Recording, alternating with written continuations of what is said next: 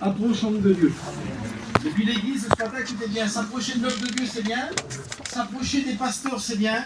Mais ce qu'on a le plus besoin dans les derniers temps qu'on vit, c'est de s'approcher du Seigneur. Et je voudrais vous dire ce beau texte de la parole de Dieu, écoutez bien, c'est le Proverbe 12 au verset 25. Il va dire ça, que l'inquiétude dans le cœur de l'homme là-bas, mais une bonne parole le réjouit. Et là, le Seigneur, il dit ça, il dit que dans l'inquiétude que tu passes, dans le cœur, parce qu'il parle au cœur, hein, l'inquiétude dans le cœur de l'homme là-bas, mais une bonne parole le réjouit. Et la bonne parole, il s'appelle Jésus ce matin, puis il a une parole pour nous. Et écoutez bien, je voudrais vous dire ça, c'est une question que je me suis posée. Est-ce que c'est possible d'être chrétien, venir à la réunion, être pasteur, excusez-moi, être ancien dans le ministère, et passer par une inquiétude? Je voudrais vous dire oui. Et ça me faisait penser à un homme dans la parole de Dieu. C'est un homme terrible en réalité. La parole de Dieu nous parle d'un homme qui s'appelle Jean le Baptiste. Et il était déjà annoncé, lui, bien avant le Nouveau Testament. Dans le livre d'Ésaïe, chapitre 40, il est déjà annoncé. C'était le cousin du Seigneur dans la chair. Et écoutez, cet homme-là, c'était un homme terrible, Jean le Baptiste. Il était venu pour annoncer le chemin du Seigneur. Puis le Jean le Baptiste, comme on regarde sa vie dans la parole de Dieu, il a fait des expériences terribles. Il annonçait la repentance. Jean le Baptiste, il baptisait des gens. C'est le baptême de repentance, il va avoir des disciples. Et là, comme on regarde dans l'évangile de Jean, chapitre 3, il va faire une expérience, Jean le Baptiste. Il va être là au Jourdain en train de baptiser. Et là, il y a quelqu'un qui va venir à lui. Imaginez-vous un peu l'expérience qu'il fait. Et cette personne qui vient, excusez-moi, c'est pas un homme. Il s'appelle Jésus, c'est le Tout-Puissant. Et le Seigneur, il va venir vers lui, il va venir pour être baptisé par lui. Et là, excusez-moi, l'apôtre Jean le Baptiste, il était rempli d'humilité. Il dit, Seigneur, non, il dit pas moi. Il dit, c'est moi qui ai besoin d'être baptisé par toi. Et vous savez ce qu'il va dire, le Seigneur, il va lui répondre, il va dire, Jean, il est bon de faire ce qui est convenable. Et là, Jean le Baptiste, il ne s'y opposera plus. Et vous savez ce qu'il va faire? Il va baptiser Jésus dans le jour. Imaginez-vous l'expérience qu'il fait cet homme-là. Et quand on regarde les deux points, là, c'est terrible. Jean le Baptiste, il est rempli d'humilité, mais en réalité, il est obéissant. Et c'est ce que Dieu veut aujourd'hui, c'est ça. C'est une obéissance. Parce que, excusez-moi, on peut faire plein de sacrifices, mais le sacrifice, il était déjà fait à la croix. C'est Jésus qui l'a fait pour nous. Ce que Dieu demande à son Église ce matin, c'est de lui obéir. Alors moi, je ne sais pas ce que Dieu demande ce matin, mais obéir à la parole de Dieu. Et puis là, écoutez bien, comme il va baptiser Jésus, il va remonter de l'eau. Et là, écoutez un petit peu l'expérience qu'il va faire. Le ciel va s'ouvrir, l'Esprit du Seigneur va descendre, et une voix se fit entendre. Et le Dieu va parler, il va dire ça. C'est mon fils bien-aimé en qui j'ai mis tout mon amour, mon affection. Imaginez-vous un petit peu Jean le Baptiste, il va être là, il va voir ça. Et Jean le Baptiste, il va continuer à travailler pour le Seigneur. Et vous savez, il va dire ça, Jean le Baptiste, ça va lui coûter. Hein. Il va dire, il faut qu'il croisse afin que je diminue. Tu ne vois pas que c'était important à l'époque de Jean le Baptiste, il est pris plein de pas, Jean le Baptiste. Et puis le temps va passer, puis Jean le Baptiste, il va faire quelque chose. En annonçant l'évangile, en disant la vérité, il va se passer quelque chose, il va être rendu en prison. Et imaginez-vous un petit peu dans son cœur, il est là, il est en prison, il a travaillé pour le Seigneur, c'est le cousin à Jésus dans la chair. Et puis en réalité, il passe par l'inquiétude, Jean le Baptiste. Et là, il y a deux de ses disciples qui vont venir et va les envoyer à Jésus. Vous savez ce qu'il va dire? Écoutez un petit peu. Comme des fois, on peut être un homme terrible, on peut prêcher la parole de Dieu, on peut être un chrétien enfermé. Et puis des fois, on peut avoir l'inquiétude dans nos cœurs, et c'est ce qu'il a, Jean le Baptiste. Il va dire ça. Il va dire ça à ses disciples, tout simple. Si c'est moi, je ne serais peut-être pas posé cette question-là, mais lui va lui dire ça. Il va dire, écoutez, allez voir Jésus, et allez lui demander si c'est lui qui doit venir, ou si on doit en attendre un autre. Imaginez-vous un petit peu avec les expériences qu'il a fait d'envoyer ses disciples vers Jésus.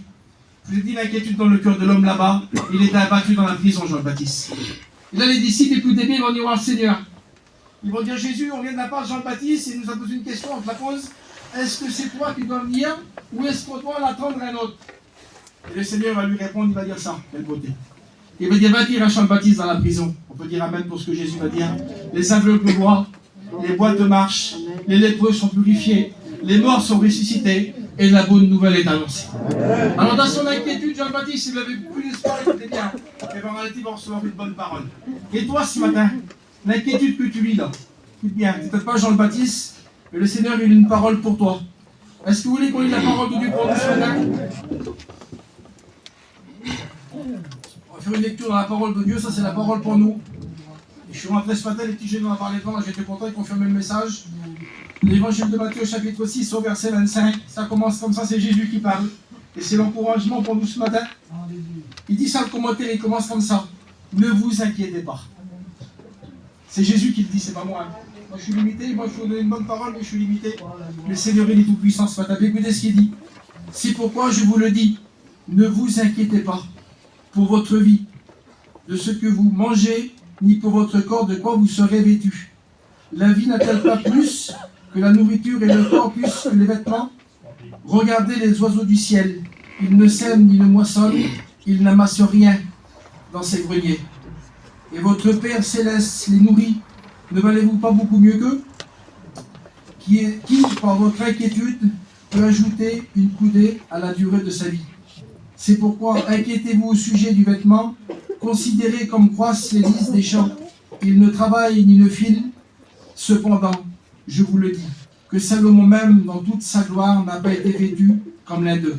Si Dieu revêt ainsi l'herbe des champs, qui existe aujourd'hui, et que demain sera jeté au four, ne vous vêtira-t-il pas plus, forte raison, gens de peu de foi? Ne vous inquiétez donc point de ne dire de quoi nous mangerons, et nous dirons de quoi nous bourrons, car nous boirons-nous de quoi nous serons vêtus. Car toutes ces choses, ce sont les païens qui le recherchent. Votre Père Céleste sait de quoi vous avez besoin.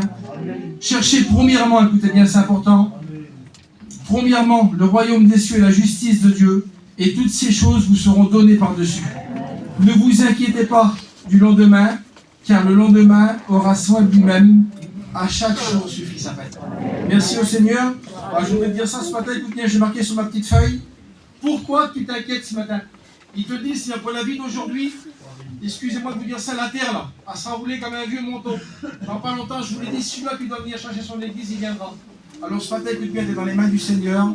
Ne t'inquiète pas ce matin. Et j'ai marqué ça, moi, de ne pas s'inquiéter pour son foyer. Et je sais que ce matin, il y a des foyers qui sont divisés parmi nous là. Et des fois, pour son mari, bon, on se tracasse, comment qu'on va faire? Écoute bien, ne t'inquiète pas ce matin. Le Seigneur, ton mari, qui sait qu'il est là? Peut-être qu'il est parti à la charge, je ne sais pas qui c'est qu'il est, ton mari. Mais le Seigneur, il peut lui parler. Vous savez, le Saint-Esprit, il parle dans les cœurs. J'ai marqué ça, alors il y a beaucoup de gens qui s'inquiètent aussi pour l'avenir. Comment on va faire les enfants s'ils grandissent? Puis aujourd'hui, il y a une nouvelle mode qui s'est faite là.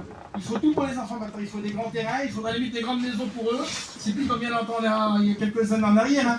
Je veux dire, c'est écoutez, on n'a pas se tracasser pour ça. Le Seigneur, il sait ce qu'on a besoin. Si tu as besoin d'un petit camping, le Seigneur, il peut te le donner. Ce matin, tu lui demandes. Si tu as besoin de quelque chose pour tes enfants, forcément, c'est pas la prospérité qu'on prêche, c'est le besoin. Amen. Si tu as un besoin, tu peux lui demander au Seigneur ce matin, il peut te le donner. J'ai marqué ça, ne pas s'inquiéter, ça c'est un point sensible pour ta maladie. Aujourd'hui, on écoute, il y a plein de personnes qui passent par la maladie. Et puis c'est tracassant, Seigneur, comment on va faire pour mes enfants, pour mon avenir, Seigneur, pour la maladie. Le Seigneur, il dit ça, écoute bien, l'écoute de la parole de Dieu ce matin. Tu peux te guérir sur ta chaise. Le Seigneur, il n'a pas changé. Il faut lui faire confiance au Seigneur ce matin. Et j'ai marqué ça, ne pas s'inquiéter, c'est compliqué aussi pour nos enfants aujourd'hui là. On dit que nos enfants grandissent, qu'ils ont un foyer chrétien, c'est le but ça. Et on se tracasse, comment ça va être pour eux? Le Seigneur il dit ça, tu pries pour des enfants. Il les connaît, tes enfants. Le Seigneur il a à me dire pour eux, ne tracasse pas ce matin. J'ai marqué ça, ne pas s'inquiéter, pourtant des fois il n'y a pas assez compliqué. Ne pas s'inquiéter pour ton cœur brisé. Et on voit aujourd'hui, écoute bien, des personnes qui sont le cœur brisé aujourd'hui. Et puis ils sont inquiétés pour ça, c'est compliqué. Et vous savez les choses de la vie, des fois on passe par la séparation, puis le cœur il est brisé là. Puis on vient à la réunion pour notre culte, et le cœur il est toujours brisé. Et puis il y a eu une soeur qui a fait une expérience terrible, écoutez bien. Il y a eu une table qui a été faite, puis ils de manger ensemble, puis ils parlaient comment réparer un cœur brisé. On la connaît cette histoire-là, je vous l'ai dit ce matin. Et bien des fois, puis là, tout le monde a donné des voilà, c'est sa petite pensée. Et il y a une soeur qui était là, puis elle a donné la réponse, parce qu'elle avait passé par là. Elle a dit, moi un jour mon cœur était brisé, il dit Seigneur, il l'a réparé, il dit, vous savez comment j'ai fait? Il dit, j'ai pris tous les morceaux et j'ai donné au Seigneur. Parce que dans la parole de Dieu, il a appelé le réparateur des péchés. Alors ce matin, écoute bien, si ton cœur a été cassé, brisé là, tu le mets dans les mains du Seigneur ce matin, et le Seigneur il te tout répare. Il le dit, quelle beauté. Et j'ai marqué ça, écoutez, mon frère il dit ça, de ne pas s'inquiéter pour nos ministères, les frères. Vous savez, l'ennemi essaie de nous faire du mal, les ministères, des fois c'est lourd, on ne sait plus trop comment. Il faut faire confiance au Seigneur. On est dans ses mains, il dit, si vous êtes dans mes mains, personne ne pourra bien demain. Il faut faire confiance à Dieu. Et Philippiens 4, verset 6, il dit ça, ne vous inquiétez de rien, mais en toutes choses, faites connaître vos besoins à Dieu par des prières et des supplications. Quelle beauté. On a la bonne place ce matin. On peut prier le Seigneur pour nos besoins, on a la réunion. Vous savez, c'est un culte d'adoration. Et si on a des besoins ce matin, le Seigneur, il est assez bon, il a sa amour, c'était dit. Il a donné sa vie pour nous. On peut lui faire confiance. Seigneur, tu connais mon besoin, tu connais tout. Et c'est là, il faut lui faire confiance. Alors j'ai dit ça, écoutez bien. Dans l'inquiétude dans le cœur de l'homme là-bas, une bonne parole le réjouit. Et le message, c'est ça, dans l'inquiétude. Approchons-nous de Dieu. Et puis je voudrais vous lire un texte de la parole de Dieu, écoutez comment c'est beau. C'est Jacques 4, verset 8, qui va dire ça. Approchez-vous de Dieu, et il s'approchera de vous. Amen. C'est ça, par quelle beauté les passages du Seigneur. Si tu t'approches de lui, il s'approche de toi. Quelle beauté. Mais ce qu'il y a aussi, il y a des conditions pour s'approcher de Dieu. Excusez-moi, mes frères et sœurs, on ne s'approche pas de Dieu n'importe comment. Il y a deux textes dans la parole de Dieu qui nous dit ça. Écoutez bien comment c'est beau. Hébreux 11, verset 6, il va dire ça. Car il faut, c'est impératif, car il faut celui qui s'approche de Dieu, écoutez bien, il dit aux Hébreux, pour le dire à nous ce matin, il faut qu'il croie que Dieu existe. C'est le moyen de la foi. Il faudrait vous parler un peu de la foi aussi ce matin, parce que par la foi, on s'approche de Dieu. Il nous faut la foi. Le Seigneur, il a dit dans sa parole, quand je reviendrai, est-ce que je trouverai encore la foi? Écoutez bien, j'ai vu des petits mots, c'est trop beau la foi, il n'est pas plus beau. Écoutez bien, j'ai dit ça. Je vais faire une petite note que je ne comprends pas. Hébreux 11, verset 6, il dit ça, il dit que sans la foi, il est impossible d'être agréable à Dieu. Donc c'est important la foi. Mais des fois on peut se dire, nous on n'a pas la foi. Mais il dit la foi vient de ce qu'on entend, et ce qu'on entend vient de la parole de Christ. La parole de Dieu ce matin peut grandir la foi dans ton cœur. Écoutez bien, Luc 17, verset 5, c'est les apôtres. Ils vont vers Jésus, ils ne les aiment pas eux. On vient des gens de chez nous. Il dit, Seigneur, augmente-nous la foi. Alors je ne sais pas si ça peut être ta prière ce matin, mais si des fois tu manques un peu de foi, faire la prière des apôtres, Seigneur, pour ma foi, augmente-nous la foi. Écoutez, c'est bon, j'ai pris des notes dans les études des anciens. Il disait ça, écoutez bien, 2 Timothée 3, verset 5, la foi nous fera de nous être sages, être fermes, être persévérants, être remplis d'espérance, agréables, revêtus de justice, d'amour et de paix. C'est la foi qui nous fait avoir ça. Quelle beauté, Seigneur Jésus. Écoutez bien, Paillon, il disait ça. C'est pas plus beau, hein. Écoutez bien. Merci au Seigneur. Paillon disait ça, c'est le frère Jimmy qui disait ça. Que l'espérance nous fait attendre, mais la foi nous fait posséder toutes les promesses de Dieu se réalisent par la foi. Le païen pour être sauvé, le malade pour être guéri, les liés pour être déliés, les chrétiens pour être forts et bénis, le serviteur pour exercer un puissant ministère. Quelle beauté, Seigneur Jésus. Et Paillon disait ça. Nous pouvons décrire la foi de cette manière. La foi nous fait écouter Dieu. La foi te fait approcher de Dieu. La foi te fait accepter Dieu. La foi te fait vivre avec Dieu. La foi te fait travailler pour Dieu. La foi te fait marcher avec les hommes de Dieu. Et la foi te fera être prêt pour le retour du Seigneur. Quelle importance là. Même si on n'est pas chrétien, on peut avoir la foi. L'évangile de Matthieu au chapitre 8, il nous parle d'un homme, écoutez bien, c'est très beau. Il avait un besoin, lui. C'était s'en tenir aux mains. Il s'approchait de Jésus, puis il avait une prière. Il dit, Seigneur, j'ai mon serviteur qui est chez moi à la maison, il est malade. Et puis il dit, il souffre beaucoup. Le Seigneur, il dit, j'irai, je le guérirai. Il dit, non, Seigneur. Il n'y a pas de foi, là. Il dit simplement un mot, et il dit, mon serviteur sera guéri. Et la parole nous dit qu'à l'heure même, le serviteur était guéri. Amen. Quelle beauté, Seigneur. Alors ce matin, vous avez bien compris, il faut s'approcher de Dieu. Écoutez, j'ai marqué ça, parce qu'aujourd'hui, voilà, j'ai marqué, je vais le dire, approchez-vous de Dieu, il s'approchera de vous. Et par contre, écoutez bien, approchez-vous pas du monde, le monde, il n'a rien de bon pour nous. J'ai marqué ça, écoutez bien comment on s'approche du monde, parce que quand on s'approche de Dieu, on obtient des choses, hein.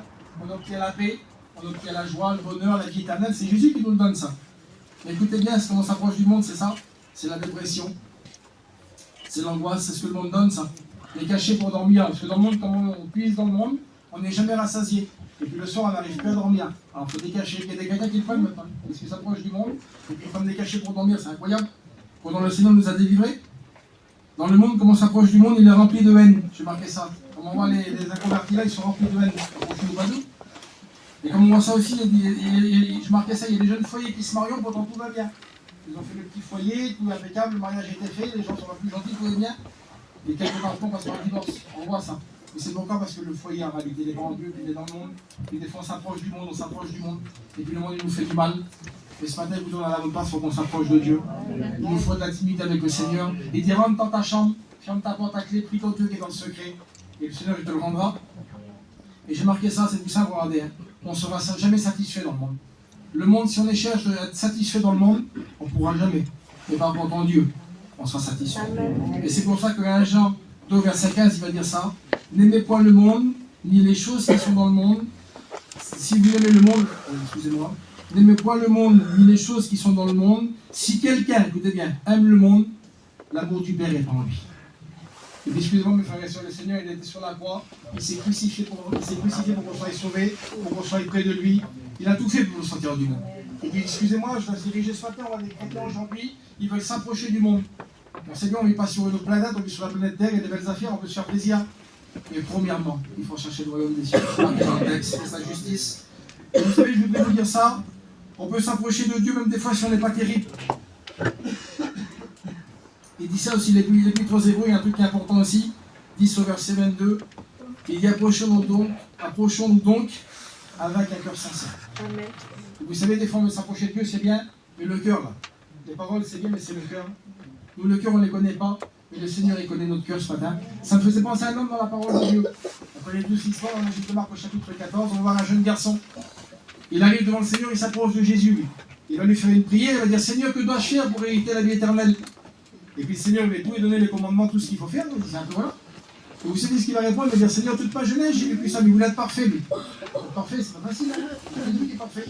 Mais il dit, écoute, tu vas être parfait, mais dis, va avant tout ce que tu as. Et puis il dit, viens, suis-moi et tu auras un trésor dans le ciel. Et le jeune garçon-là, écoute bien, la parole de Dieu va dire ça, qu'il va être affligé de cette parole, il va repartir tout triste. Vous savez pourquoi il croyait brûler le Seigneur, lui? Et le cœur, là. Tu peux pas le tromper, le Seigneur. Tu peux tromper un pasteur, tu peux une soeur, tu peux la tromper, il n'y a pas de problème. Le Seigneur, il connaît tout. C'est dit dans la prière tout à l'heure, il dit dans nos cœurs comme dans un livre ouvert. Le Seigneur, il sait tout. Écoutez bien, ça me faisait penser, quand on s'approche de Dieu, quel bon Dieu, on était des bénédictions. Hein. Une femme malade depuis 12 ans, la parole de Dieu nous dit. Et puis elle, il n'y a plus d'espoir pour elle non plus. Le Bible nous dit qu'il avait des grands biens, elle a tout dépensé dans les médecins, plus d'espoir pour elle. Il va se passer quelques jours, il y a Jésus qui va passer.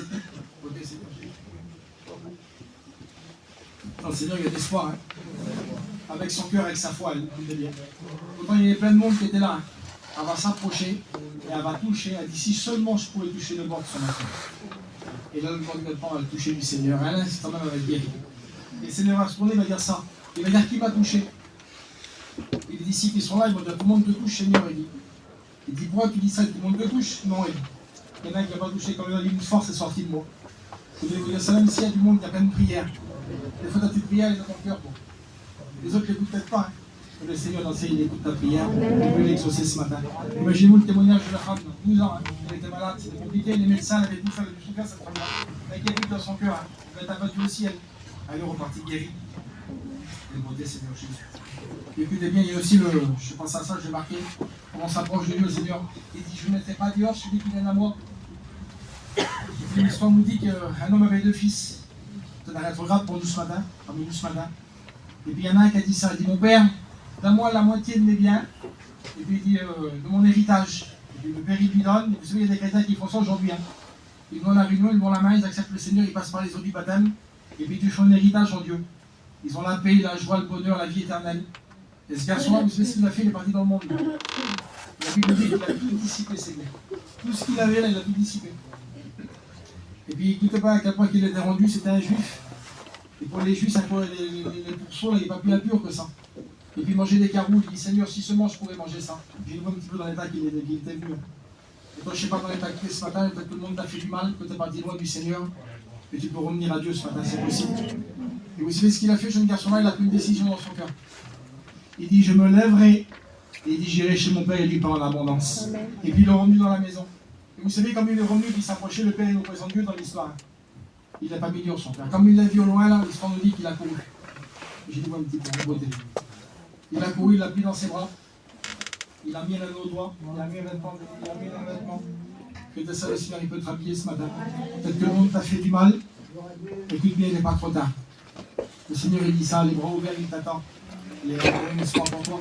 Combien de temps tu vas rester dans le monde comme ça? Et l'ennemi qui te parle, et puis qui te fait traîner dans la boue du péché. Et vous savez que dans Jean 7, il sait que le sang de Jésus nous purifie de tout péché. Merci au Seigneur.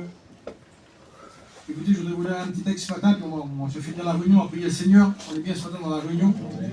Juste un petit peu plus loin, mais il y a ça, le Seigneur, écoutez bien. C'est tout simple. L'évangile de Matthieu, chapitre 7, il va dire, demandez, et on vous donnera. Cherchez, et vous trouverez. Frappez, et on vous ouvrira. Car quiconque demande reçoit, celui qui cherche trouve, et on ouvre à celui qui frappe. Quelle beauté ça. Et vous savez, je pense à ça, vous avez une expérience. Alors, ce n'était pas prévu, voilà, je vous le dis. Il dit, demandez, on vous donnera. Et quelle beauté quand on demande quelque chose à Dieu, et que le Seigneur il nous exauce. C'est beau ça. Je vous donne l'expérience que j'ai fait il y a quelques années en arrière, il y a plusieurs années. Vous savez, moi j'étais dans le monde, je ne connaissais pas le Seigneur. Hein. Moi j'avais un lien terrible, c'était la cigarette. Je mets un paquet de cigarettes par jour. Je ne connaissais pas mieux. Et si on m'avait dit, tu t'arrêtes, je disais, moi je disais comme ça, j'arrête de fumer comme je veux. Moi ça, je peux m'en débarrasser comme je veux. Et le temps a passé, je me tourne mes cigarettes là. Et quelques temps est passé, j'ai mon grand-père qui est tombé malade, on était à l'hôpital. Et puis le vieux, là, c'est terrible pour moi. Il dit, mon fils, voilà, je lui dis ça, voilà. Il dit, ce que je regarde dans ma vie, c'est de m'en fumer. Et comme le vieux m'a dit ça, là, le cœur, là, le vieux, il est parti. Voilà, catastrophe.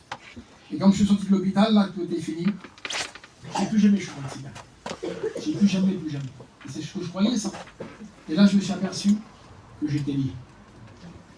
J'ai jeté le paquet de cigarettes, là. Au début, je regardais des matchs, j'allais faire une dépression. Je rachetais un paquet, et puis voilà, je ne pouvais plus m'en débarrasser, puis j'allais faire une dépression. Et d'autres fois m'ont passé, là, j'allais mourir.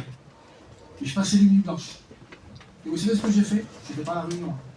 On a Dieu qui délivre, mes frères et sœurs. Amen. J'étais dans un champ soir, je ne connaissais pas le Seigneur. J'ai fait une prière à Dieu. Autant je ne sais pas prier. Mais c'est marqué le texte, ça demandait en me donnant. J'ai dit, Seigneur, si tu es vivant, voilà, Seigneur, je fais une expérience avec toi, délivre-moi, Seigneur. Je n'ai pas fini la prière avec le bébé. À l'instant même, j'ai été délivré. Et là, ma femme m'a dit, ça dit, qu'est-ce que tu vas faire maintenant? J'ai fait le Seigneur, hein. Et l'homme, il est dur. J'ai resté 7 ans dans le monde encore. 7 ans après, je me suis converti. Mais depuis là, le Seigneur m'a délivré, j'ai plus touché une cigarette. La cigarette, c'était, voilà. Et vous savez, des fois, vous savez qu'il y a des liens, que des fois même des chrétiens, on ne peut pas s'en débarrasser. Il dit ça que si le Fils l'a franchi, vous serez réellement libre. Je vous donne une expérience pour appeler le Seigneur. J'ai un cousin aussi à moi, c'est l'expérience que j'aime bien dire, mais il est sur mon cœur parce que c'est. Vous savez, c'est écrit comme ça dans la parole de Dieu, ce qui est impossible aux hommes est possible à Dieu. J'ai mon cousin aussi, moi, qui était un converti. Il a changé du monde, il a senti compliqué. Et puis un jour, il a passé par un problème, vous savez, c'est du jour au lendemain, ça arrive comme ça. Hein. Il a eu une maladie dans les yeux. Et puis il est à l'hôpital, le médecin il a fait des examens. Il dit, monsieur, c'est très compliqué, il dit, vous avez la vue qui baisse. Il dit, c'est surtout l'œil gauche, c'est compliqué, il dit, c'est très compliqué. Il faut qu'on passe par l'opération. Et quand mon cousin s'est opéré, l'opération l'a fini, le médecin lui a dit, il dit, pour votre œil, on n'a rien pu faire. Il dit, vous serez avec, il faudra vivre avec juste ça, avec son œil. Compliqué. Le cousin il est rentré chez lui, une catastrophe. Je vous un petit peu. Question de 40 ans, 35-40 ans. Et bien sûr, il ne connaissait pas le Seigneur. Et 15 jours après, la vue, elle a commencé à baisser l'autre côté. Il est revenu voir le médecin, il dit, il faut qu'on passe par l'opération. C'est une maladie très grave. Et quand l'opération a fini, ben, on va dire qu'il a tombé, hein. Comme c'est comme ça. Et ils n'ont plus rien à faire.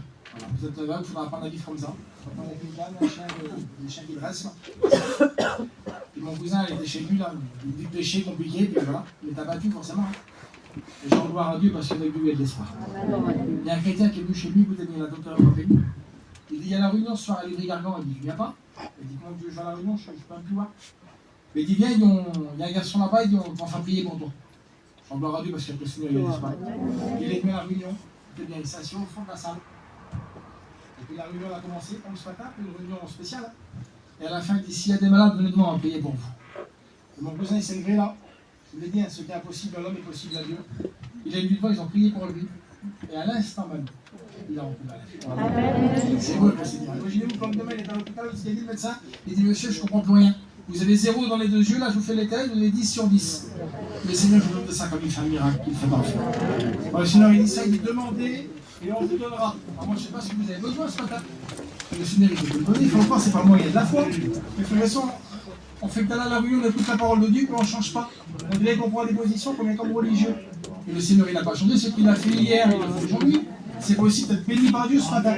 Alors, vous savez ce qu'on va faire? Après, c'est à force de parole. Moi, je vais arrêter le message. Je voudrais qu'on puisse le Seigneur.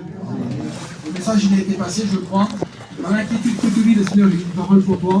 Il faut que tu t'approches du Seigneur ce matin. Et écoute bien, je vais demander au Seigneur ce que tu as besoin ce matin. Je vais la faire ma titi, mais on va chanter.